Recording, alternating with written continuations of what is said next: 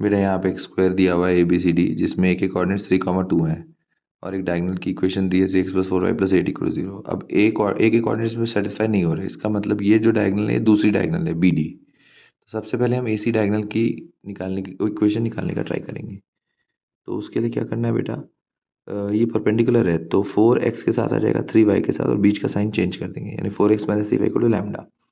अब लैम्डा निकालने के लिए हम ये पॉइंट इसमें पुट करेंगे क्योंकि AC के ऊपर A सेटिस्फाई करेगा, तो ये पॉइंट पुट किया तो लैम्डा की वैल्यू 6 आ गई।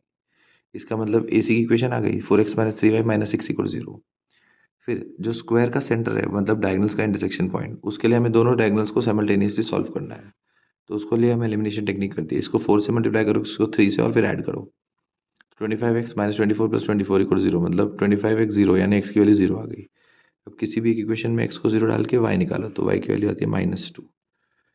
तो यहाँ से y की वैल्यू -2 मतलब सेंटर 0 -2 हुआ। अब C और A का मिड पॉइंट O है, तो O हमने निकाल लिया, तो मिड पॉइंट फॉर्मूला से हम C के कोऑर्डिनेट्स निकाल सकते हैं, वो मैंने यहाँ पे सॉल्व किया है। x1 + 3/2 0, x1 - 3 आया, y1 + 2/2 -2 मतलब y1 की वैल्यू -6 आई। तो -3 -6 हमारे पास C पॉइंट आ जाता है। अब हम ये डिस्टेंस निकालते हैं OA, ये वाला डिस्टेंस आधी डायगोनल, तो उसको डिस्टेंस फार्मूला से सॉल्व करने पे उसकी वैल्यू 5 आती है। अब B और D निकालने के लिए हम पैरामीट्रिक फॉर्म का यूज़ करते हैं क्योंकि B और D भी ओरिजिन से सेंटर से उतना ही डिस्टेंस है 5 डिस्टेंस दूर।